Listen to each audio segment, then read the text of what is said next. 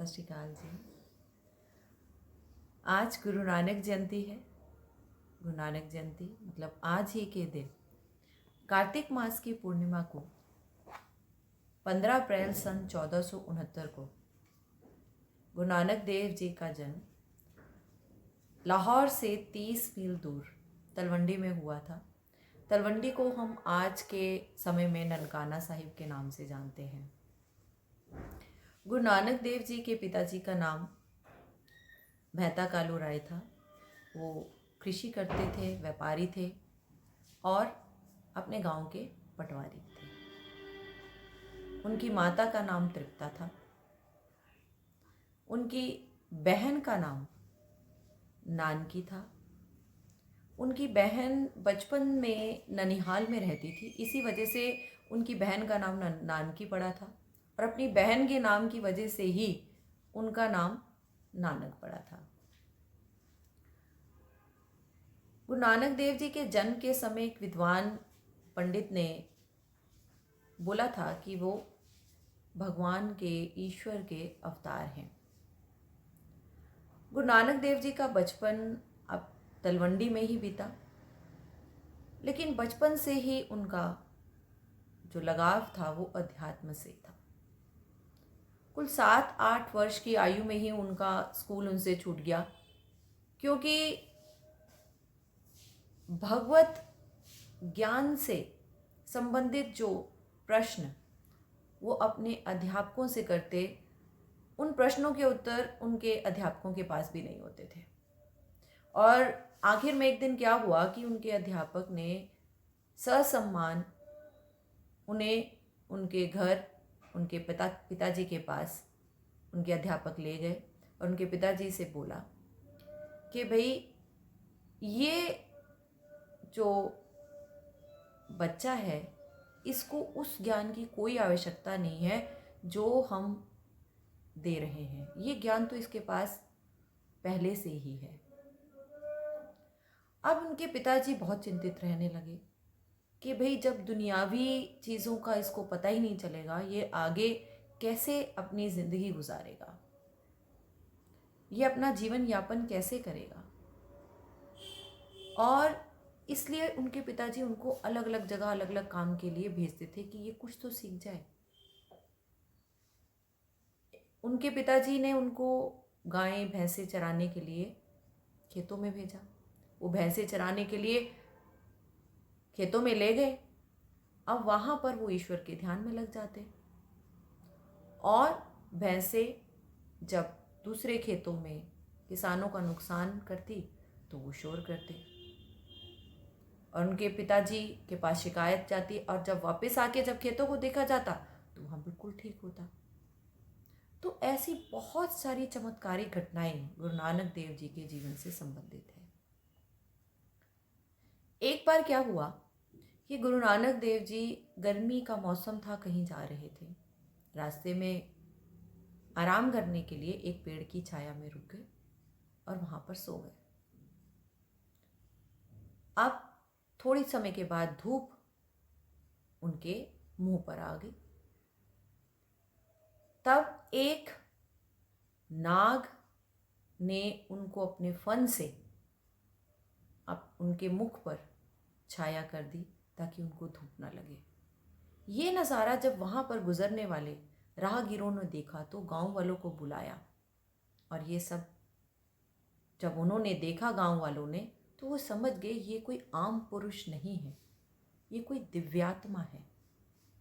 और तभी से, इसी घटना के बाद से उनके नाम के आगे पीछे नानक के साथ देव लग गया कि ये कोई दिव्यात्मा है। गुरु नानक देव जी के पिताजी ने उनको कृषि, व्यापार, बहुत जगह काम सिखाने के लिए भेजा, लेकिन वो अपने हर प्रयत्न में असफल रहे। और आखिरकार उनके बहन के पति, यानी कि गुरु नानक देव जी के जो बहनोई थे, जयराम जी, वो 1504 में, सन 1504 ईस्वी में अपने साथ उन्हें सुल्तानपुर ले गए और उनके बहनोई के प्रयत्नों की वजह से उन्हें वहाँ के जो गवर्नर थे दौलत खान, उनके वहाँ पर माली की नौकरी मिल गई। गुरु नानक देव जी वहाँ पर 1504 से लेकर 1507 ईस्वी तक रहे और इस दौरान वो जो भी कमाई वहाँ पर हुई उसका ज़्यादातर हिस्सा वो गरीबों में, ज़रूरतमंदों में बांट देते, लोगों को उसका लंगर करा देते और सारा समय वो अपने ईश्वर के ध्यान में बिताते।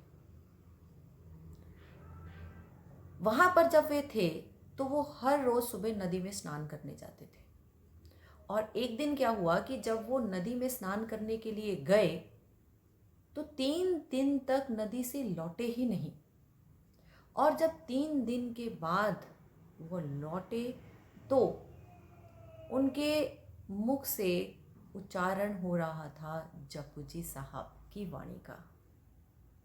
जपजी साहब जिसके बारे में हम सब जानते हैं कि वो गुरु ग्रंथ साहिब की में पहली पौड़ी का पाठ है। इस घटना के बाद गुरु नानक देव जी ने अपने 4 साथियों के साथ तीर्थ यात्रा की। इनके 4 साथी थे, भाई मर्दाना, भाई बाला, भाई लहणा और भाई रामदास जी।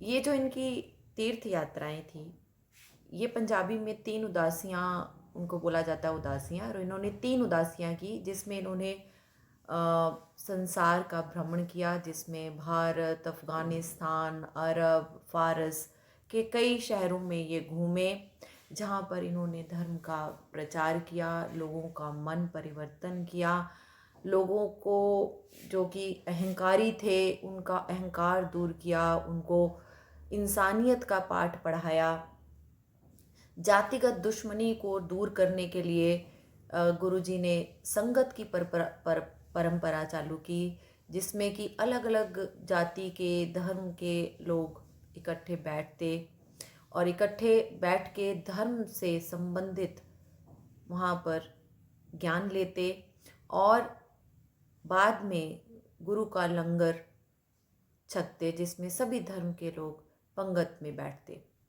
गुरु जी के संदेश, उनका संदेश था कि कृत्य करो, कृत्य करो मतलब कि जीवन यापन के लिए कमाओ, फिर नाम जपो यानी कि ईश्वर का सिमरन करो, और वंड छको मतलब कि सब में मिल बांट कर खाओ। जीवन पर देश विदेश की यात्रा करने के बाद गुरुजी अपने जीवन के आखिरी समय में अपने परिवार के साथ वो करतारपुर, जो कि पंजाब में है, वहाँ पर आ गए और सन 1521 ईस्वी से लेकर सन 1539 ईस्वी तक वहीं रहे। उन्होंने अपनी गुरुगद्दी जो थी उसका भार गुरु अंगद देव जी, जो कि भाई लहणा के नाम से जाने जाते थे, उनको सौंप दिया और 25 सितंबर सन 1939 को अपने शारीरिक चोले का गुरु नानक देव जी ने त्याग किया। धन गुरु नानक देव जी के मत की ओर सभी लोग आकर्षित थे, चाहे वो हिंदू थे, चाहे वो मुसलमान थे, क्योंकि जो उनकी उपासना का स्वरूप था वो सभी को पसंद था। कहते हैं कि जब गुरु नानक देव जी का निधन हुआ, उसके पश्चात उनके पार्थिव शरीर का जो अंतिम संस्कार था वो दोनों समुदाय के लोग यानी हिंदू और मुसलमान वो अपने अपने रीति रिवाज, अपने अपने धर्म के अनुसार करना चाहते थे। लेकिन अब इसके पीछे उनमें बहस भी छिड़ गई। लेकिन जब उनके पार्थिव शरीर के ऊपर से कपड़ा हटाया गया तो वहाँ पर सिर्फ फूल ही फूल थे, जो कि मानो ये संदेश दे रहे हों कि हम सबको मिलकर रहना है। वो फूल संदेश दे रहे थे भाईचारे का, एकता का, अखंडता का।